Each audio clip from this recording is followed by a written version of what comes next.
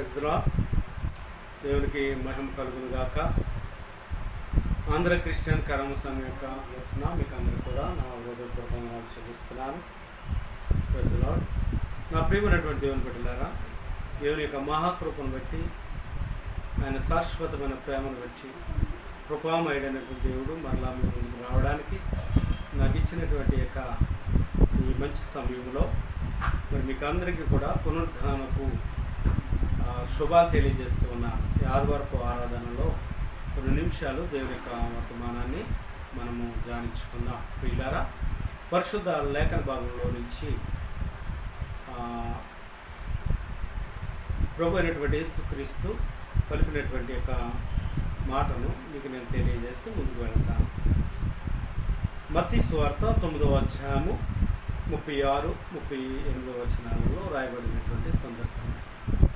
ఆయన సమూహములను చూచి వారు కాపరి లేని గొర్రెల వలె విసికి చెంది ఉన్నందున వారి మీద కనికరపడి, కోత విస్తారమే కానీ పనివారు కొద్దిగా ఉన్నారు కనుక తన కోతకు పనివారిని పంపుమని కోత యజమానిని వేడుకొనుడని తన శిష్యులతో చెప్పాను.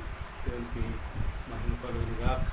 నా ప్రియమైనటువంటి దేవుని బిడ్డలారా, ఈరోజు మెసేజ్ యొక్క అంశము మరి విసికి చెంది ఉన్న దేవుని బిడ్డలతో ప్రభు మాట్లాడుతూ ఉన్నాడు. ఈరోజు విసికి చెంది ఉన్నటువంటి నీకోసమే ఈ యొక్క వర్తమానము దేవుడు మీతో మాట్లాడబోతూ ఉన్నాడు. కనుక మనం చాలా సార్లు చాలా సందర్భాలలో మనము చాలా విసిగిపోతూ ఉంటాం. మనకున్నటువంటి యొక్క విసుగు అది ఎవరికి చెప్పుకోలేనటువంటి పరిస్థితుల గుండా మనం ఉంటాం.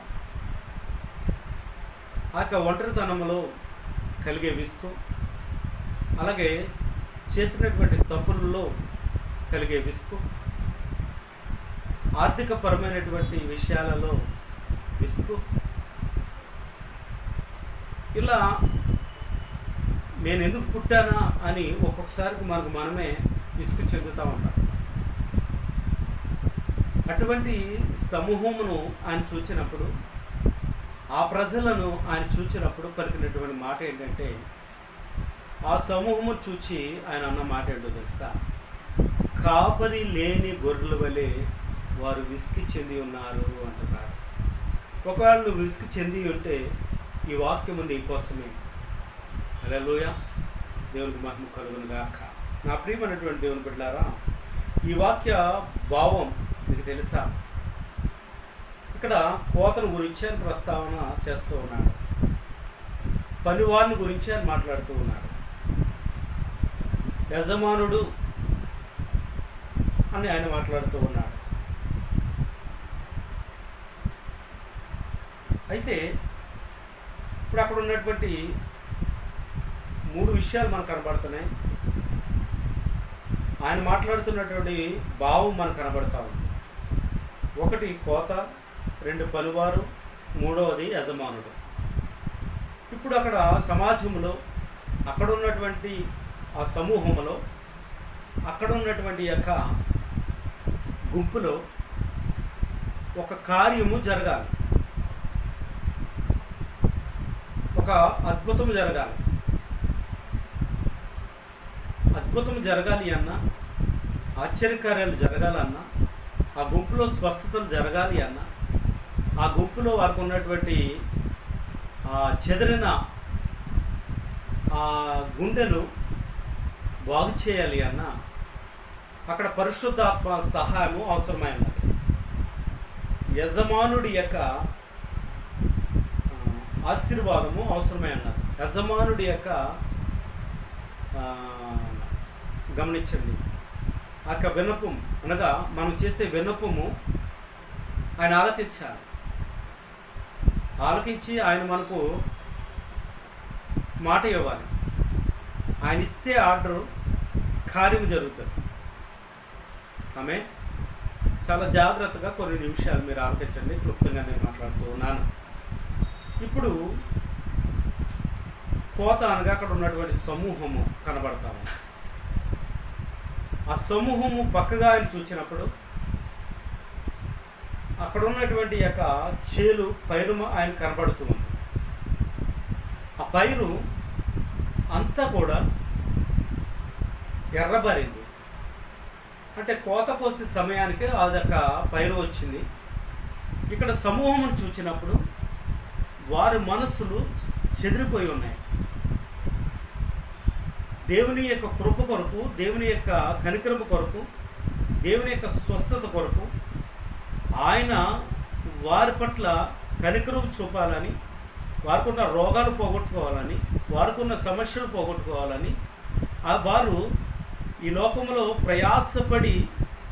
ప్రయాసపడుతూ ప్రయాసాలలో విజయం లేక, స్వస్థత లేక, ఆదరణ లేక విసిగి చెంది ఉన్నారు. దేవుడు ఎవరిని ఆరాధించాలో, ఎవరిని పూజించాలో, అసలు నిజమైన దేవుడు ఎవరో అర్థం కానటువంటి పరిస్థితుల్లోనికి వారు వెళ్ళిపోయారు. విగ్రహ ఆరాధనలోనికి వెళ్ళిపోయారు వారు. అట్టి సమూహమును ఇప్పుడు యేసుక్రీస్తు చూస్తున్నాడు. చూస్తున్నటువంటి యేసుక్రీస్తే యజమానుడు వారి మధ్య ఉన్నాడు. ఇప్పుడు గమనించాడు, యజమానుడు వారి మధ్య ఉన్నాడు.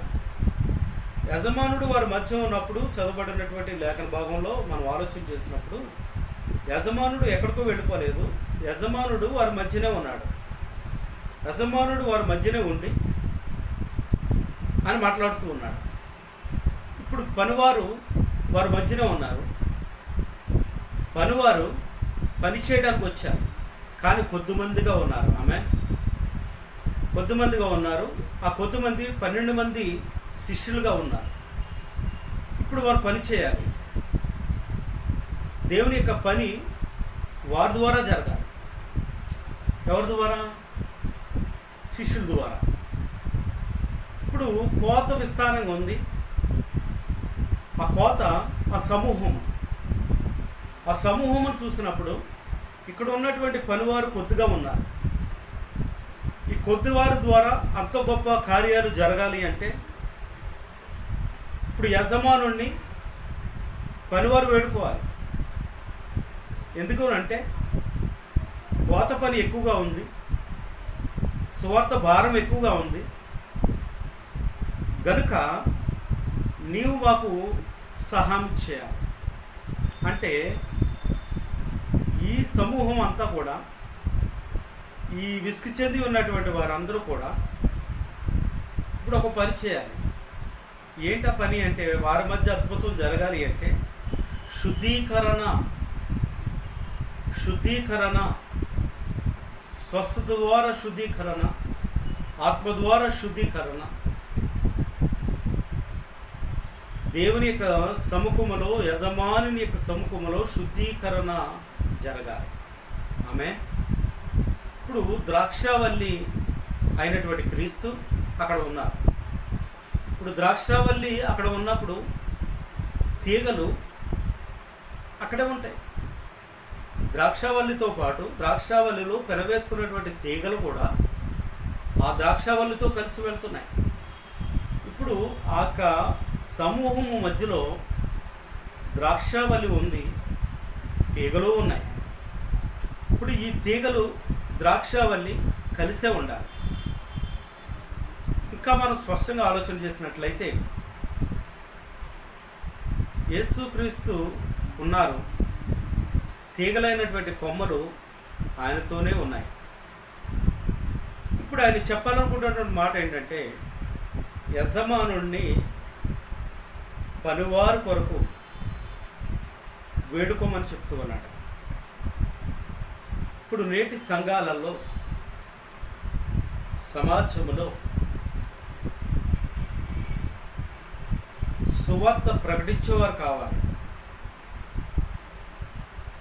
సువార్త భారమును మోసేవారు కావాలి.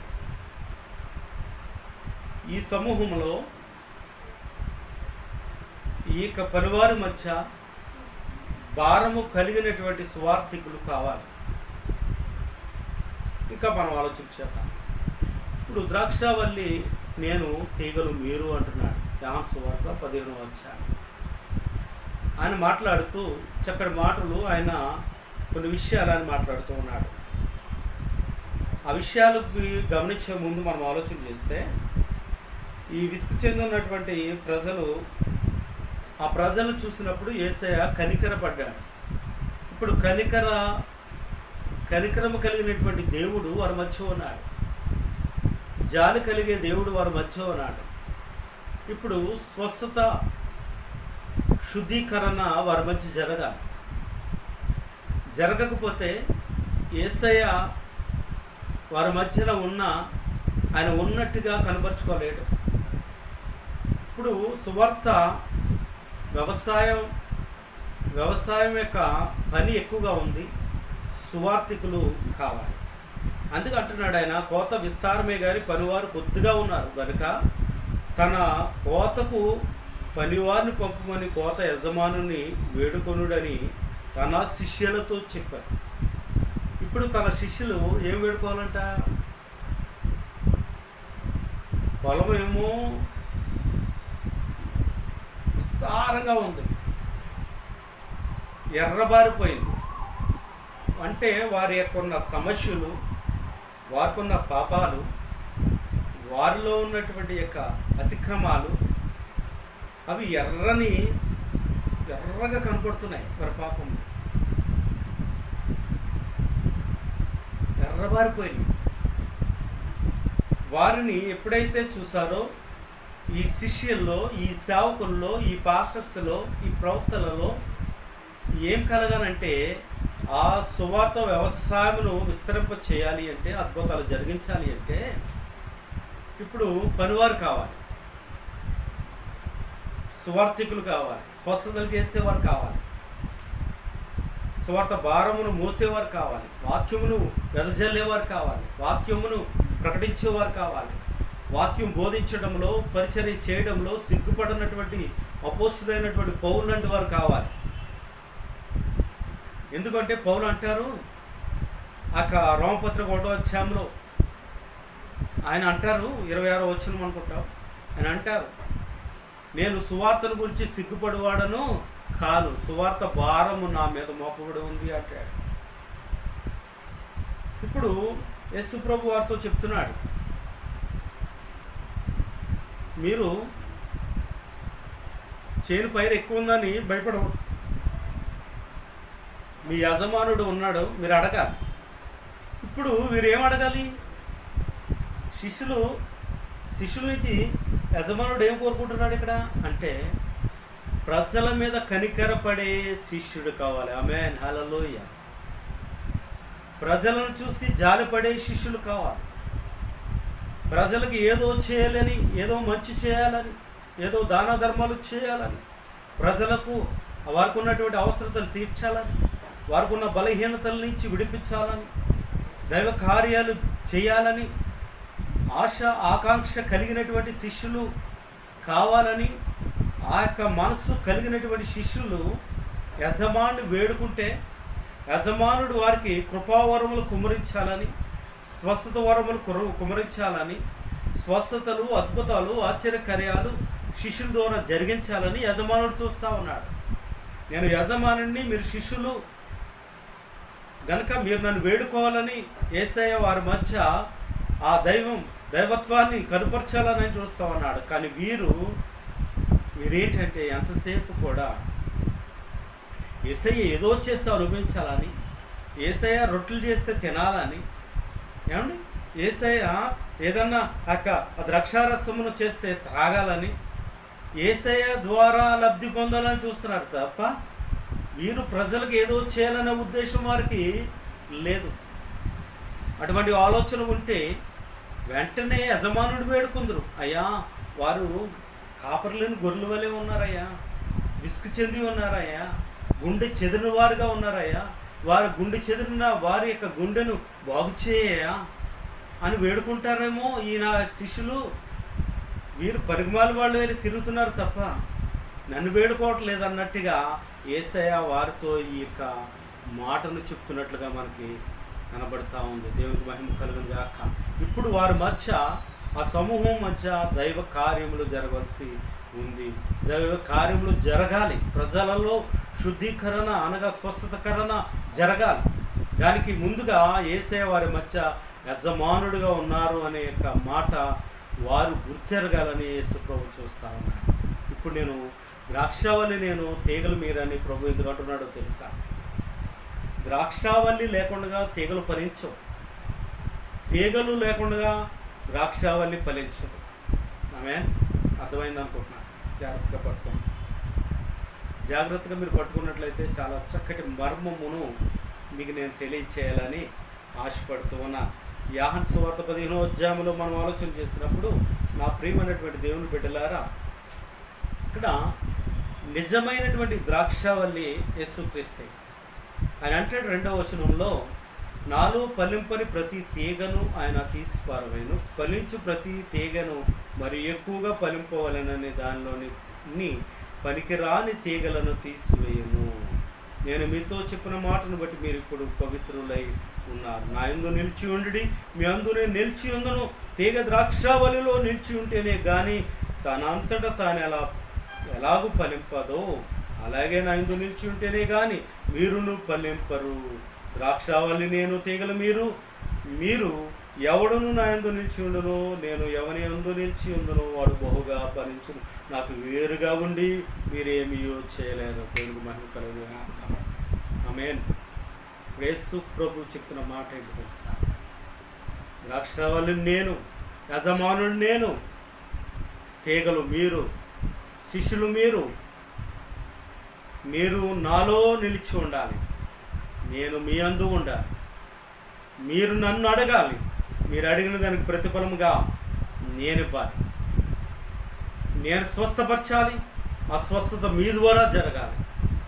నేను ఆదరించాలి, ఆదరణ మీ ద్వారా ప్రజలు పొందుకోవాలి. ఎందుకో తెలుసా? నేను ఎల్లకాలం మీతో ఉండను కనుక నాకు వేరుగా ఉండి మీరు ఏమి చేయలేరు. నాకు వేరుగా ఉండి ఒకవేళ మీరు చేయాలి అనుకుంటే, ఆ సాతాను పట్టినటువంటి కుమారుని మీరు వదిలించలేకపోయారే.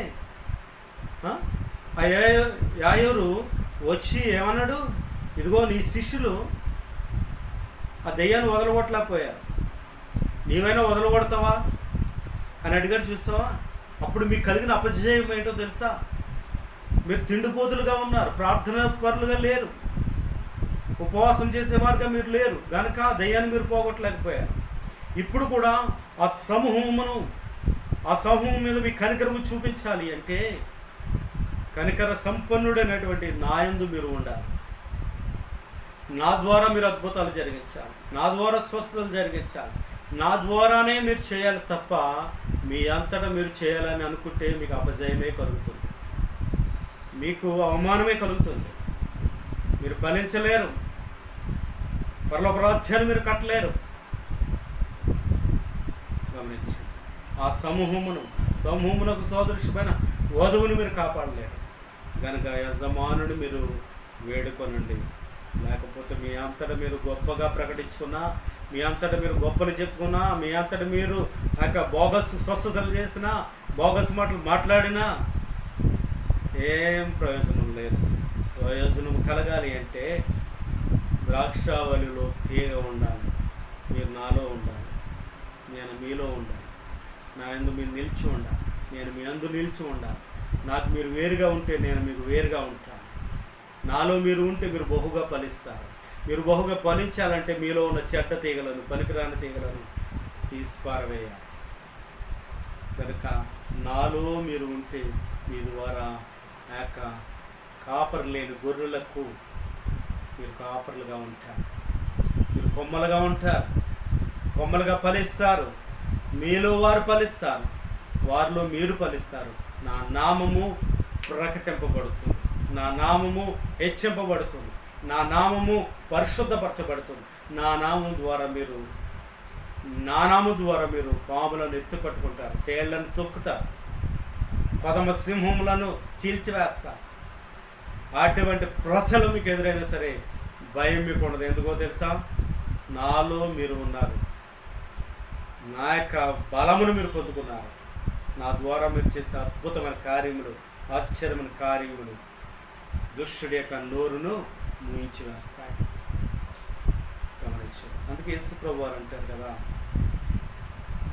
సువార్త ద్వారా క్రీస్తు రాజ్యము కొరకు, ఆ రాజ్యంలో ప్రవేశము మీ ద్వారా ఆ కాపరి లేని గొర్రెలకు కలగా. మీ ద్వారా వారి మధ్య అద్భుతాలు జరగా.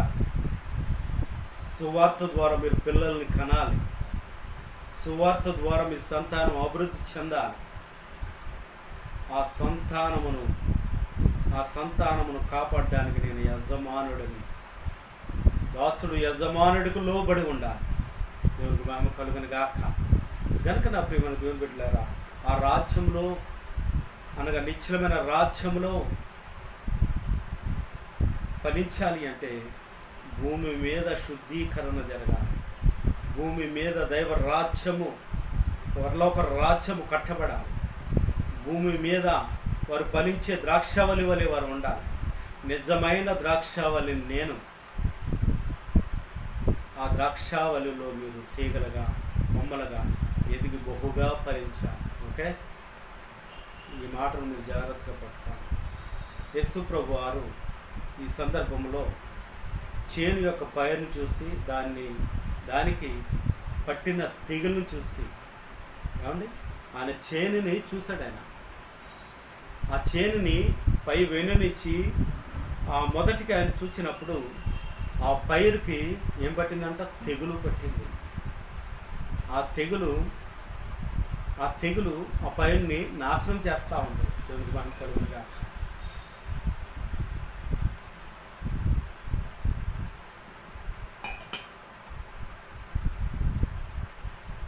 ఆ తెగులు ఆ పైరుని, ఆ మొక్కని నాశనం చేస్తూ ఉంది. ఆ నాశనము చేయబడుతున్నటువంటి ఆ పైరుని బాగు చేయాలంటే, దానికి పట్టిన పురుగు నివారణ జరగాలి అంటే, ఆ తెగులు పోవాలి అంటే, ఇది పనివాని యొక్క చేతి పని అయి ఉన్నది. ఆ పైరు నిమిత్తమై ఆ వ్యవసాయం చేస్తున్నటువంటి పనివాడు ఉదయమున సాయంత్రమున ఆ పైరుని నిదానించి చూడాలి. దానికి పట్టిన తెగులు పోవడానికి తగినటువంటి యొక్క మందును వాడాలి, మెడిసిన్ వాడాలి. ఆ తెగులు యొక్క నివారణకు సరిపోయే మందును వాడాలి. ఆ మందును వాడే పనివాడు నీవే. ఆ పైరు యొక్క నాశనానికి, ఆ పైరు యొక్క ఫలానికి నీవే కర్తవి. కనుక దానికి కావలసినటువంటి మెడిసిన్ వాడాలి అంటే యజమానుడి దగ్గరికి వెళ్ళి నువ్వు ఆ మెడిసిన్ తీసుకోవాలి. యజమానుడు ఇచ్చినటువంటి మెడిసిన్ మాత్రమే నువ్వు ఉపయోగించాలి పైరు మీద. హల్లెలూయా, పట్టుకుంటున్నారమ్మా మాట? ఆ చేను పంట చేతికి రావాలి అంటే ఆ చివరి క్షణంలో పట్టే ఆ దోమ, ఆ చీడ పురుగులు అవన్నీ కూడా నిర్మూలం కావాలి అంటే ఉదయమున, సాయంత్రమున, మధ్యాహ్నమున పనివాడు నిదానించి చూడవలసిన అవసరత ఉంది. దేవునికి మహిమ కలుగును గాక. ప్రతిరోజు యజమానుడు దగ్గరికి ఫిర్యాదు వెళ్ళాలి. అది పనివాడు ద్వారా వెళ్ళాలి. ఆమె ఆ చెట్టు యొక్క బాగోగుల గురించి పనివాడు ప్రతిరోజు వర్తమానం తీసుకుని వెళ్ళాలి యజమానుడి దగ్గరికి. బాగా అర్థమవుతుందమ్మా? గనక గుండె చెదిరినటువంటి గొర్రెలైన ఇశ్రాయేలీయులకు స్వస్థత కావాలి. వారు విసిగి చెంది ఉన్నారు. వారి మధ్య కాపరి లేడు అనుకుంటున్నారు. కానీ ఇప్పుడు వారి మధ్య కాపరి ఉన్నాడు. వారి మధ్య కాపరి పనిచేస్తూ ఉన్నాడు. వారి మధ్య ప్రధాన కాపరి కాపుదలగా ఉన్నాడు. ఆ గొర్రెల మధ్య పనివారు ఉన్నారు. ఆ గొర్రెలను కాయడానికి, ఆ గొర్రెలను శుభ్రం చేయడానికి, ఆ గొర్రెలకు పట్టినటువంటి తెగులు నివారణ చేయడానికి, శుద్ధీకరణ చేయడానికి వారి మధ్య పనివారు ఉన్నారు. ఇప్పుడు కోత యజమానుడు అంటున్నాడు, మీకు పనివారు కొద్దిగా ఉన్నారనుకుంటే యజమానుని వేడుకోనండి, ఆయన మీకు ధారాళంగా ఇస్తాడు. ఆమేన్. మీరు ఏ విషయంలోనూ కూడా విసుగు చెందవద్దు, భయపడవద్దు. మీ మధ్య కాపరి ఉన్నాడు, మీ మధ్య యజమానుడు తిరుగుతూ ఉన్నాడు. మీకు కావలసినటువంటి యొక్క ఆహారము, సమృద్ధి ఆహారం ఇవ్వడానికి కాపరి మీ మధ్య ఉన్నాడు, యజమానుడు మీ మధ్య తిరుగుతూ ఉన్నాడు. ఆయన మీకు ధారాళంగా ఇవ్వడానికి ఆయన పిలుస్తూ ఉన్నాడు. ప్రయాసపడి భారం మోసుకొంచున్న సమస్య జనులారా నా ఎద్దుకు రమ్మని ఆయన పిలుస్తూ ఉన్నాడు. నా ప్రియమైనటువంటి దేవుని బిడ్డలారా, ఇప్పుడు యజమాడైన క్రీస్తును మీరు అడగాలి. అదే మీకున్నటువంటి యొక్క మార్గం, అదే మీకున్నటువంటి యొక్క, గమనించండి, మీకున్నటువంటి యొక్క అధికారం. యజమానుడి దగ్గరికి వెళ్ళి మీరు బతుమాలుకోండి. మాకు కావలసినటువంటి ధనము, మాకు కావలసినటువంటి యొక్క మందు, మాకు కావలసినటువంటి యొక్క పనివారు, మాకు కావలసినటువంటి యొక్క ఆరోగ్యాలు ప్రసాదించమని వేడుకోనండి. మీ పైరు పాడుపడకుండా ఉండాలి అంటే యజమానుడు మీ మధ్యలో ఉండగానే మీరు దాన్ని అడిగి తీసుకొనండి. ఆయన ఇవ్వడానికి ఇష్టపడుతూ ఉన్నాడు. ఇదిగో తలుపు నొద్దుండి తడుచున్న ఎవడైనాను నా స్వరం వింటే నేను వస్తాను అంటున్నాడు. మరొక చోట ఏమంటున్నాడో తెలుసా? ఇదిగో నన్ను అడుగుడి మీకు ఇయ్యబడును, తట్టుడి మీకు తీయబడును అంటున్నాడు. అడుగు ప్రతివాడు పొందుకొనును అంటున్నాడు.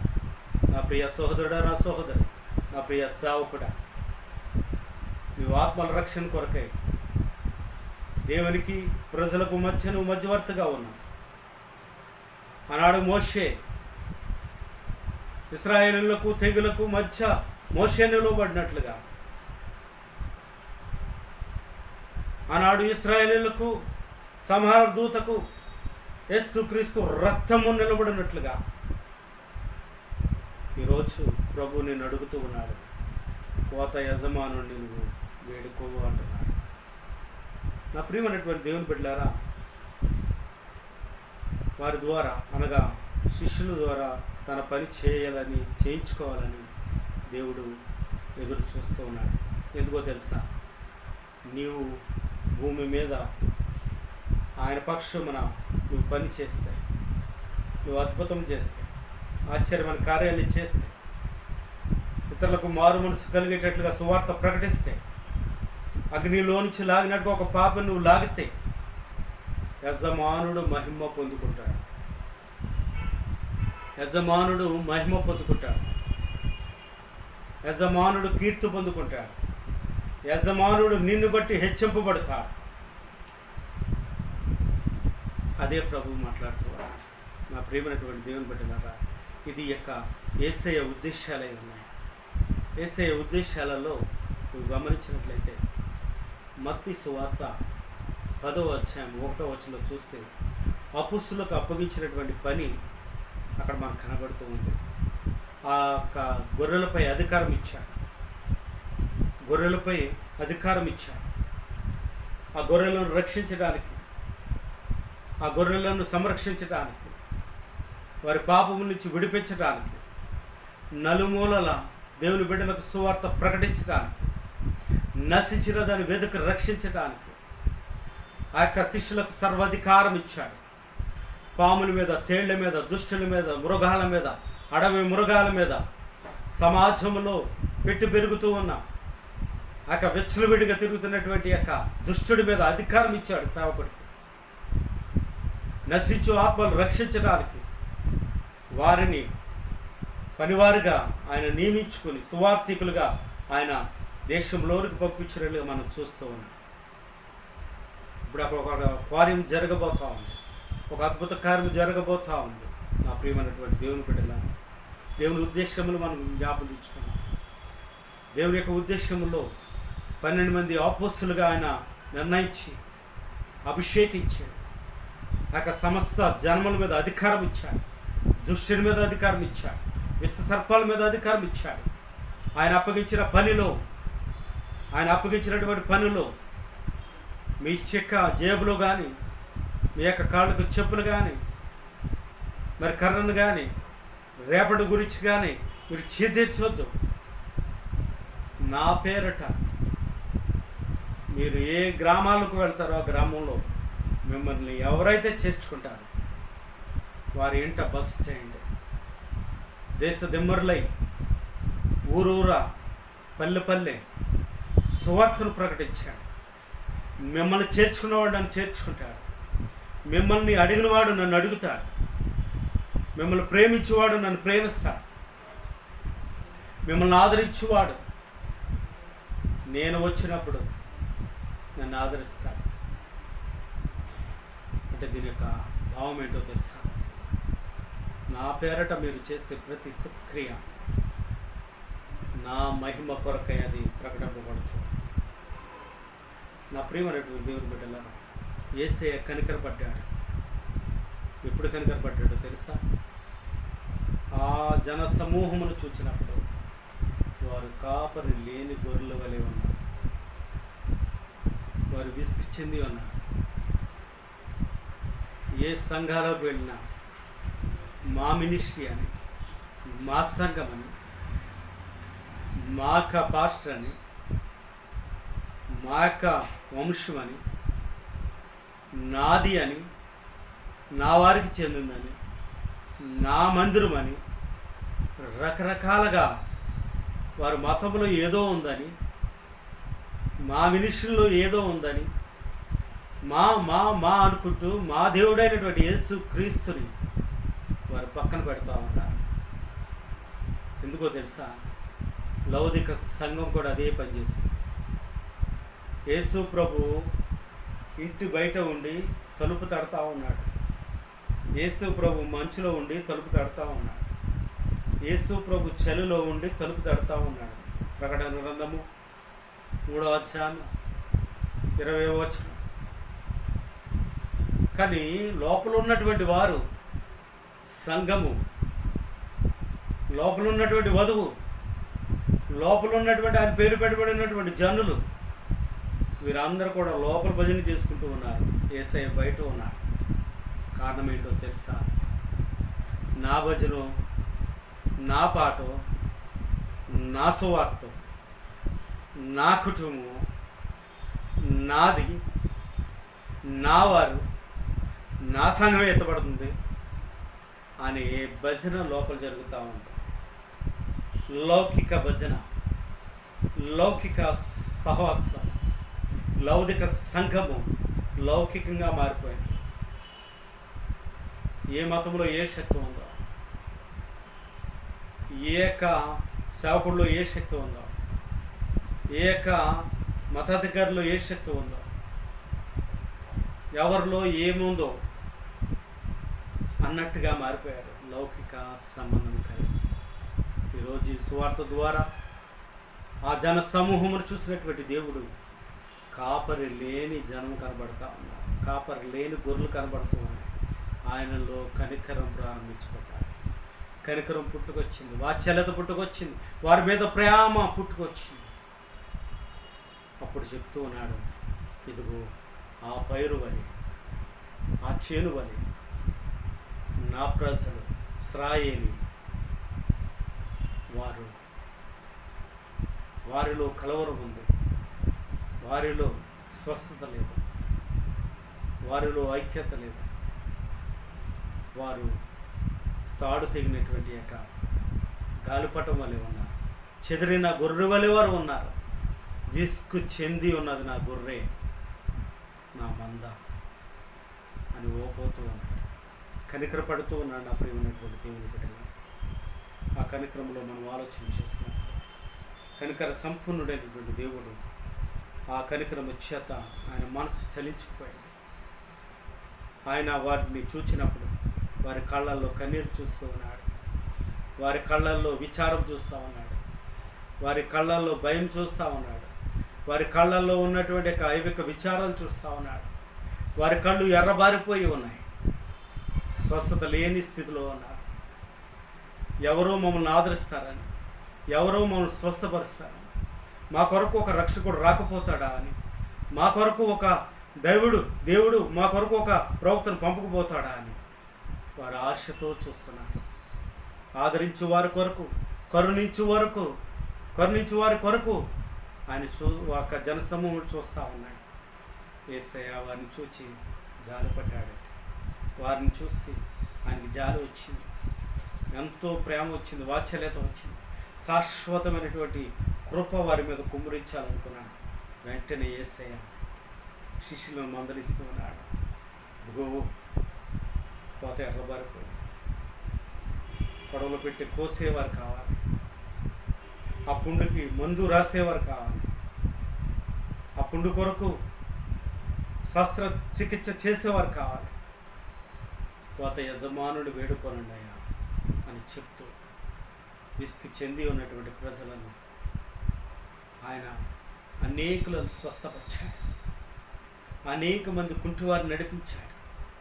అనేక మంది కళ్ళు లేనటువంటి వారు కళ్ళను రప్పించాడు.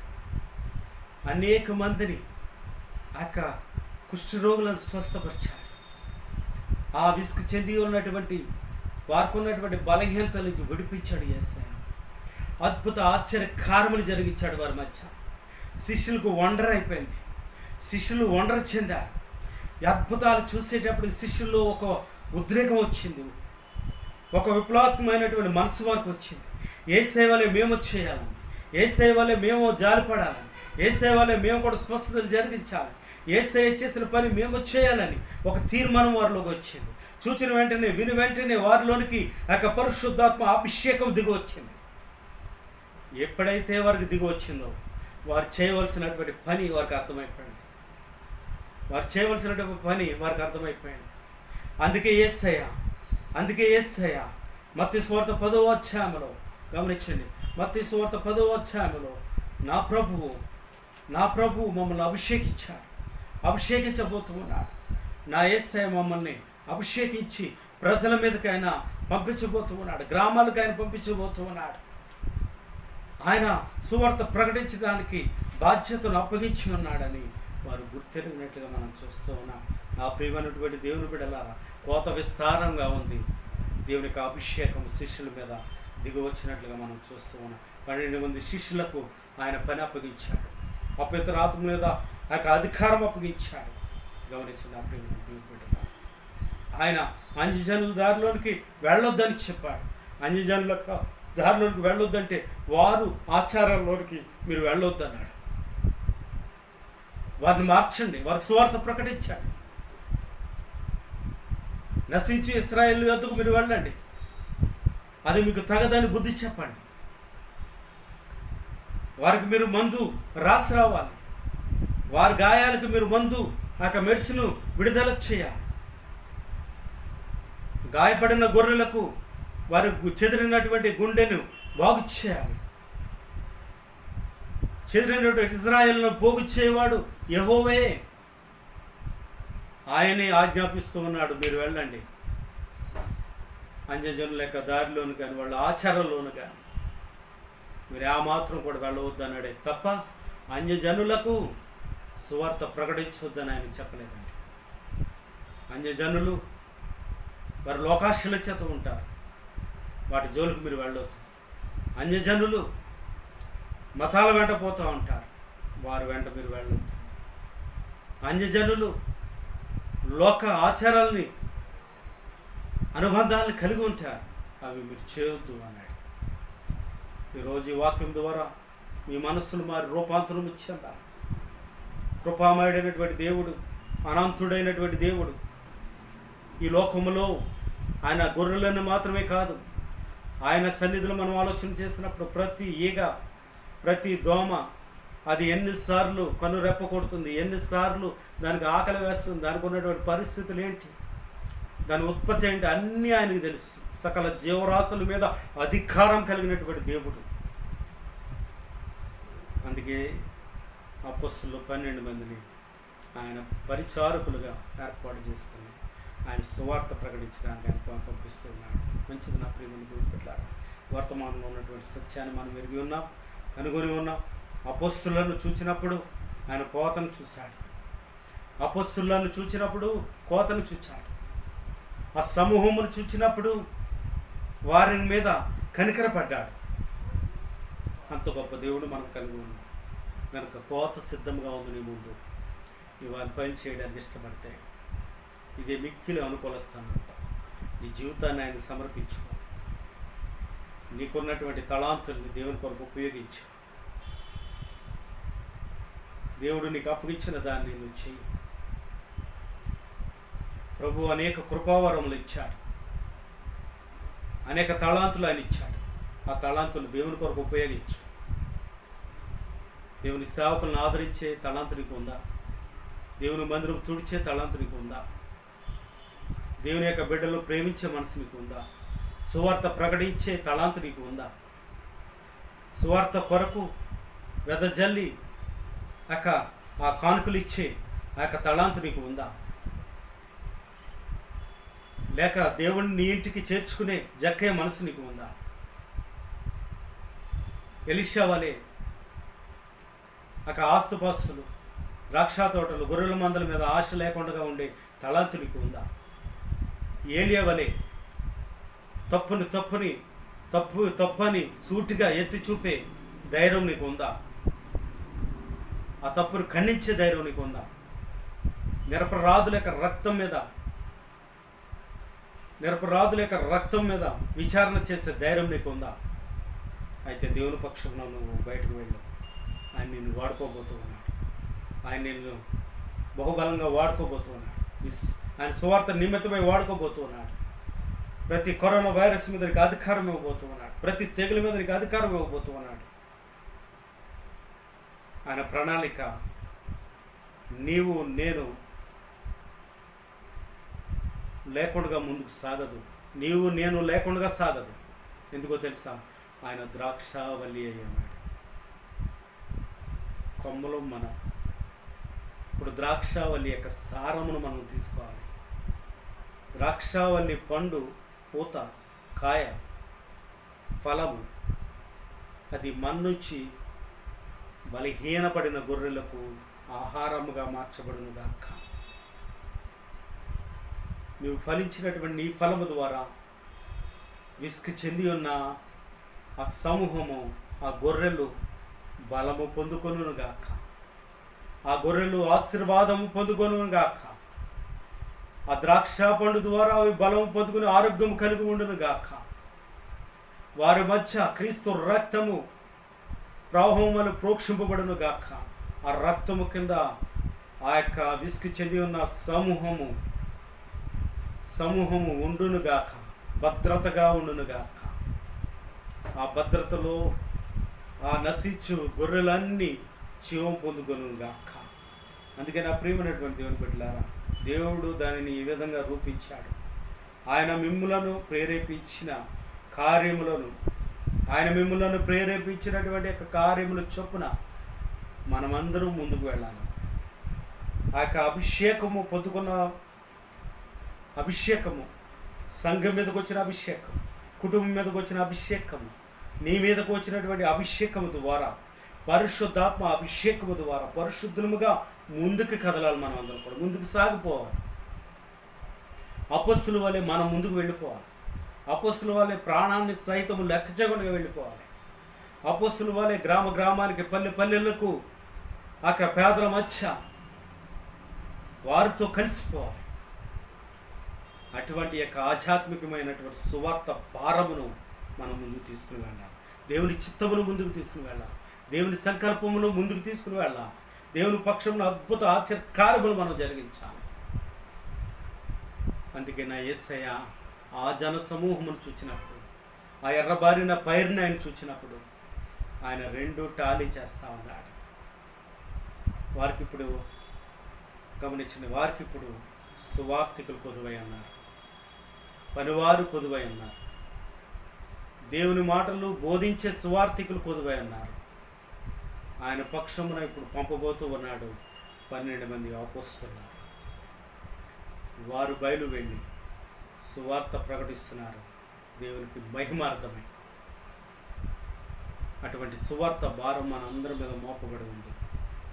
ఎప్పుడు మన సొంత పనులు మనం చూసుకుంటాం, మన ఇంటి పనులు మనం చూసుకుంటాం, మన భార్య బిడ్డలతో మనం సుఖంగా ఉంటూ జీవిస్తే నువ్వు సేవకుడు కాదు, సేవకురాలు కాదు. కనుక ఈ వర్తమానాన్ని విన్నటువంటి మీరు అందరూ కూడా తల్లో ఉంచండి. మీ కొరకు నేను ప్రార్థన చేస్తాను. జరిగిపోయిన తప్పులు మనం ఒప్పుకున్నాం. మరి ఆ యొక్క పైరును చూసినప్పుడు యేసయ్యకు ఆ పైరుకు మందు అవసరమైందని ఎరిగి ఉన్నాడు. ఆ యొక్క చెదిరిన ఇశ్రాయేలీయులను ఆ యొక్క గొర్రెలను చూచినప్పుడు వారికి స్వస్థత అవసరమే ఉన్నదని, పనివారు అవసరమే ఉన్నదని ఆయన మాట్లాడుతూ ఉన్నాడు. నా కొరకు విచారణ చేసేవాడు, విచారణ చేసి కృప చూపించేవాడు, ఆదరించేవాడు, ఆదుకునేవాడు ఆయన నజరేయుడు అనేటువంటి యేసుక్రీస్తు. ప్రార్థన చేసుకున్నాడు. మహోన్నతుడైన మా తండ్రి, కృపామయుడ, కృపా సత్య సంపూర్ణుడా, మీకు వందనాలు, స్తుతులు, స్తోత్రములు చెల్లిస్తున్నాను. ఈరోజు నాయన ప్రభువా, మీరు మాట్లాడినటువంటి మాటలు 2020 సంవత్సరాల క్రితము అయా ఆ యొక్క యెరూషలేములో ఆ యొక్క ప్రభువా ఆ మండు టెండలో ఎడారిలో విసుగు చెంది ఉన్నటువంటి నీ పిల్లలైనటువంటి ఆ యొక్క ఇశ్రాయేలును చూచినప్పుడు, విసుగు చెంది ఉన్నటువంటి ఆ సమూహమును చూచినప్పుడు, ఆ చెదిరి ఉన్నటువంటి ఆ గొర్రెల సమూహమును చూచినప్పుడు వారు కాపరి లేని గొర్రెల వలె ఉన్నారని నువ్వు చెప్పావు. కనుక కాపరి లేని గొర్రెలకు కాపర్లు కావాలని, స్వార్థికులు కావాలని, మరి ఆ యొక్క సమూహమునకు కావలసినటువంటి ఆహారమును వెదజల్లే సేవకులు కావాలని కోత యజమానుని వేడుకోమని శిష్యులతో నువ్వు చెప్పావు. అయా శిష్యులు నీ మాటలు విన్నారు, మీ కొరకు ప్రాణం పెట్టడానికి వారు నిర్ణయం తీసుకున్నారు. ఆ సమూహం మీద నువ్వు కనికర చూపించావు. కనికర సంపన్నుడు గనక, కనికరమునకు నీవే దేవుడు గనక మీ కనికరము చొప్పున ఆ సమస్త ఆ జనముల మీద నీ కృపను ఉంచినందుకు వందనాలు చెల్లిస్తున్నాను. నేడు మేము కూడా ప్రభువా నీ సువార్తను ప్రకటించే కృపను అనుగ్రహించండి. సువార్త భారమును మాకు అనుగ్రహించండి. సువార్తలో మేము ప్రభువా వెనకదీయకుండా ముందుకు వెళ్ళడానికి ఎన్ని నిందలు వచ్చినా, అవమానాలు వచ్చినా ముందుకు వెళ్ళే కృపను దాయిచ్చాను. వర్తమానం ఉన్న బిడ్డలందరిలోనూ మారు మనసు పాపక్షమాపణ దాయిచ్చాను. చెదిరి ఉన్న ఇశ్రాయేలు కొరకు, చెదిరి ఉన్న నీ ప్రజల కొరకు, అయా ప్రభా చెదిరి ఉన్న నీ వధువు కొరకు ప్రార్థన చేసే ప్రార్థన యోధులు లేవనెత్తమని ప్రార్థన చేస్తున్నాను. ప్రభా ఆంధ్ర క్రిస్టియన్ కరామ సంఘముపై మీ కనికరం ఉంచండి, కృపను ఉంచండి. చెదిరి ఉన్న నీ బిడ్డను సమకూర్చండి. అయా వారి కొరకు ప్రార్థన చేసే కాపురు ఉన్నాడని, వారు యొక్క యోగక్షేమముల కొరకు ఉపవాసం ఉండే కాపురు ఉన్నాడని, వారి కుటుంబాల కొరకు అహరాత్రులు ప్రార్థన చేసే కాపురు ఉన్నాడని, ఆ యొక్క కాపురిని నువ్వు నిర్ణయించావని, ఆయా సేవకులు నువ్వు నిర్ణయించావని, నీవు కోత యజమానుడు అని, నీ యజమానత్వంలో ఉన్నటువంటి కృప మా మధ్య ఉందని నమ్మకం నీ బిడ్డలకు అనుగ్రహించండి. లైవ్ చూసిన ప్రతి బిడ్డపై మీ కనికరం ఉంచండి. ప్రతి వారి మీద మీ యొక్క కృపను విడుదల చేయండి. ఇదిగో నా బలహీనమైన బిడ్డలను జ్ఞాపకం తెచ్చుకోండి. గర్భిణీ స్త్రీలను, డెలివరీ అయినటువంటి బిడ్డలకు, చంటి బిడ్డలకు, వృద్ధాప్యంలో ఉన్న బిడ్డలకు, కరోనా వైరస్ ద్వారా హాస్పిటల్లో ఉన్న బిడ్డలకు, కరోనా వైరస్ ద్వారా చనిపోయినటువంటి కుటుంబాలకు మీ ఆదరణ దయచేయండి. సమస్త ప్రార్థన అవసరతలు మీకు ఆరోపిస్తున్నాను. ఎవరైతే వ్యాపారంలో ప్రభువా నష్టం కలిగి ఉంటూ ఉన్నారో వారి వ్యాపారంలో ప్రభువా వారికి అభివృద్ధి దయచేయండి. వివాహాలు కావాల్సినటువంటి బిడ్డలు ఉన్నారు, ఆయా బిడ్డలకు సరైనటువంటి వధువులు దయచేయండి. అయా ప్రభా వివాహాలు జరుపుకుంటున్నటువంటి వారు ఉన్నారు, మీ కృపను అనుగ్రహించండి. అయా ప్రభా గ్యాదరింగ్లో ఉన్నటువంటి వారికి ఎటువంటి కరోనా వైరస్ సోకను సహాయం దయచేయండి. సమస్త ప్రార్థన అవసరం మీకు ఆరోపిస్తూ మా ప్రభును రక్షకుడు నజరేడినటువంటి యేసుక్రీస్తు నామంలో ఈ చిన్న ప్రార్థన సమర్పించుకుంటున్నాను తండ్రి, ఆమేన్. మన పరమ తండ్రి అయినటువంటి దేవుని యొక్క ప్రేమయు, ఆయన కుమారుడైన యేసుక్రీస్తు వారి కృపయు, పరిశుద్ధాత్మని గంధిన సహవాసం ఇప్పుడు ఎల్లప్పుడు సదాకాలము కల్లోంచినటువంటి బిడ్డలకు, లైవ్ చూస్తున్నటువంటి బిడ్డలకు, చూడనటువంటి బిడ్డలకు, మరి సకల పరిశుద్ధులకు ఆయన కృపతోడే నడిపించునుగాక. ఆమేన్.